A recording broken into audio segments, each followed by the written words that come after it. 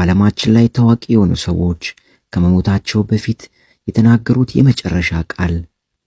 አዶልፍ ሂትለር በአንድ ወቅት ዓለምን በጭካኔው በተለይም አይሁዶችን አሰቃይቶ በመግደል የሚታወቀው የሁለተኛው ዓለም ጦርነት መሪና 6 ሚሊዮን የሚቆጠሩ ሰዎች ህልፈት ምክንያት የሆነው በብዙዎች ዘንድ ጨካኝና አስፈሪ የሆነው የጀርመኑ መሪ አዶልፍ ሂትለር በመጨረሻ በርሊን በጠላቶቹ እጅ ገብታ ራሱን በገዛ ሽጉጡ ሊያጠፋ ሲል በመጨረሻ የተናገረው ቃል እንዲህ ነበር ያለው።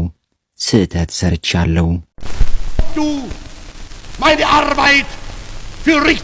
ቻርሊ ቻፕሊ በዓለም አቀፍ አዋርድ ላይ በድንቅ ብቃቱ በሚሸለምበት ሰዓት ለብዙ ደቂቃ ተመልካች ቆሞ ያጨበጨበ በመባል ሳይቀር ሪከርድ የሰበረው እናም በስራዎቹ ያለምንም ድምጽ ሁሉም ፈገግ ያስባለው የምንጊዜውም ኮሜዲያን በሚሞትባት በመጨረሻዋ ሰዓት የተናገረው ቃል እንዲህ ነበር ያለው። ከዚህ ሁሉ በኋላ ከዚህም ሁሉ ጊዜ በኋላ ሁሉም የሱ ነው። ቦብ ማርሌ የምንጊዜውም የሬጌ ንጉስ ተብሎ የሚጠራው የሬጌ ሙዚቀኛው ቦብ ማርሌ በሚሞትባት የመጨረሻዋ ሰዓት የተናገረው ቃል እንዲህ ነበር ያለው። ገንዘብ ደስታን መግዛት አይችልም። አራተኛ ባትማን ላይ ጆከርን ገጸ ባህሪ በድንቅ ብቃቱ በመተወን የምናውቀው ይህ ተዋናይ በትወና ብቃቱ ብዙዎችን ያስደመመው ከመሞቱ በፊት የተናገረው ቃል እንዲህ ነበር ያለው። ደህና እሆናለሁ። የእንግሊዟ ንግስት ኤልዛቤት ከመሞታ በፊት የተናገረችው መጨረሻ ቃሏ እንዲህ ነበር ያለችው። ድጋሚ እንገናኛለን።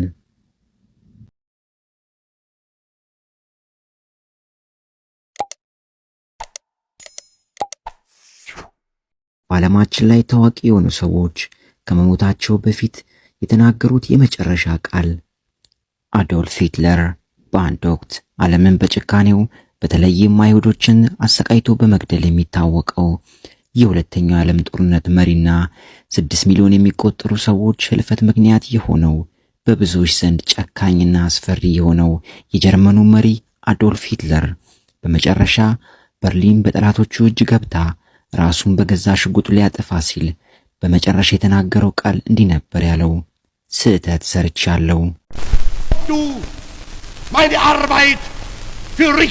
ቻርሊ ቻፕሊ በዓለም አቀፍ አዋርድ ላይ በድንቅ ብቃቱ በሚሸለምበት ሰዓት ለብዙ ደቂቃ ተመልካች ቆሞ ያጨበጨበ በመባል ሳይቀር ሪከርድ የሰበረው እናም በስራዎቹ ያለምንም ድምጽ ሁሉም ፈገግ ያስባለው የምንጊዜውም ኮሜዲያን በሚሞትባት በመጨረሻዋ ሰዓት የተናገረው ቃል እንዲህ ነበር ያለው። ከዚህ ሁሉ በኋላ ከዚህም ሁሉ ጊዜ በኋላ ሁሉም የሱ ነው። ቦብ ማርሌ የምንጊዜውም የሬጌ ንጉስ ተብሎ የሚጠራው የሬጌ ሙዚቀኛው ቦብ ማርሌ በሚሞትባት የመጨረሻዋ ሰዓት የተናገረው ቃል እንዲህ ነበር ያለው። ገንዘብ ደስታን መግዛት አይችልም። አራተኛ ባትማን ላይ ጆከርን ገጸ ባህሪ በድንቅ ብቃቱ በመተወን የምናውቀው ይህ ተዋናይ በትወና ብቃቱ ብዙዎችን ያስደመመው ከመሞቱ በፊት የተናገረው ቃል እንዲህ ነበር ያለው። ደህና እሆናለሁ። የእንግሊዟ ንግስት ኤልዛቤት ከመሞታ በፊት የተናገረችው መጨረሻ ቃሏ እንዲህ ነበር ያለችው። ድጋሚ እንገናኛለን።